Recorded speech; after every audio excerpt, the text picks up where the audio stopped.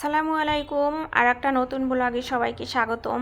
তো আজকে সকালবেলায় মা মেয়ে চলে গেলাম বাজারে বাজার করার জন্য। তো বাজার করতে গিয়েই সামনে পড়লো গরুর মাংস। যেহেতু আমাদের বাজারে সবসময়ই গরু জবাই দেয়, প্রায় দিন দেখা যায় সপ্তাহে 5 দিন 6 দিনও জবাই করে। তো আমার বাসার পাশেই যেহেতু বাজার, প্রায় বাজারের ভিতরেই আমি থাকি সেরকম মনে হয়। যাই হোক, তো বাজারে গিয়ে তারপরে দেখতে পেলাম এখানে গরুর ছাটাইটা অনেক সুন্দর। গত বছর ঠিক এরকম দিনেই এরকম ছাটাই খাইছিলাম, অনেক মজাদার।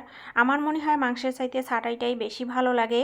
আর যারা যারা খাইছে তারা অনেকেই আমাকে রিভিউ দিয়েছে যে মাংসের চাইতে ছাটাইটা বেশি মজা লাগে, যেহেতু এর ভিতরে মাথার চারা মাংস থাকে, এটা বেশি মজা লাগে। কান, গলার নরলি অনেক কিছুই থাকে যেগুলো সব মজাদারই। যাই হোক, আমি আজকে 1 কেজি ছাটাই দিয়ে 3টে রেসিপি তৈরি করলাম। আমার কাছে বারবার নূতন নূতন মাংস কিনে তারপরে এগুলো কিনে আমার কাছে বারবার রেসিপি তৈরি করা মানে খাওয়ানো সম্ভব না আমার মেয়েকে। যাই হোক, আমি 1 কেজি ছাটাই দিয়েই 3টে রেসিপি করলাম। আজকে অর্ধেকটা রান্না করছি। আলহামদুলিল্লাহ, আমার মনে হয় যে এরকম মানে 2 কেজি মাংসের বরকত 1 কেজি ছাটাইতে দিছে। তো অর্ধেকটা রান্না করছি, অনেকটাই হয়েছে। আমরা মা মেয়ে 2 বেলা একেবারে ভরপুর খাইছি। তো খাওয়ার পরে বিকেলের দিকে কি করলাম, মেয়েকে যেহেতু একটু আলু ঝোল টোল আছে, মেয়েকে একটু চিতই পিঠা বানাই দিচ্ছি। আমি যদিও পিঠা মিঠা বানানে তেমন একটা পারদর্শী না, তারপরেও একটু চেষ্টা করি মাঝে মাঝে। যেহেতু এখন তো মা হয়ে গেছি, এগুলো তো করা দরকার, আমার জন্য জরুরি।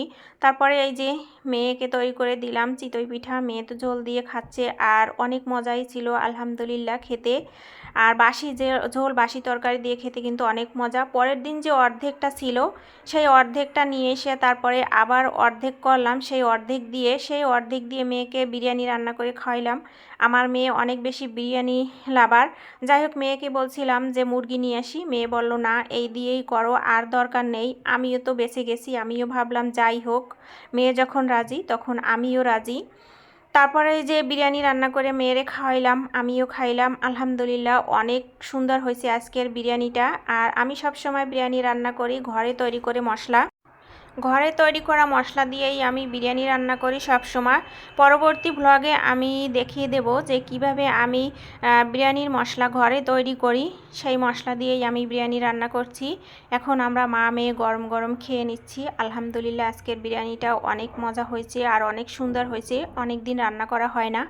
যাই হোক, আজকের বিরিয়ানিটা তো অনেক মজা। পরে যে আর কতটুক ছিল অর্ধেকটা, সেই অর্ধেকটা দিয়ে মেয়ে বলছিল বুটের ডাল খাবো, বুটের ডাল দিয়ে। তো সেই বুটের ডাল নিয়ে আলু আর আস্ত রসুন দিয়ে এখানে রান্না করলাম। আর লুচি খেতে চাইছিল মেয়ে। যাই হোক, আজকে সেই লুচিও তৈরি করলাম। আলহামদুলিল্লাহ, 1 কেজিতে অনেক বরকত হয়েছে, অনেক বরকত আসছে 1 কেজি ছাটাইতে। আমার মনে হয় 2 কেজি মাংসতেও এরকম বরকত হয় না। যাই হোক, আমার ভিডিওটা আজ এ পর্যন্ত। আপনাদের কার কাছে কেমন লাগছে অবশ্যই কমেন্ট করে জানাবেন।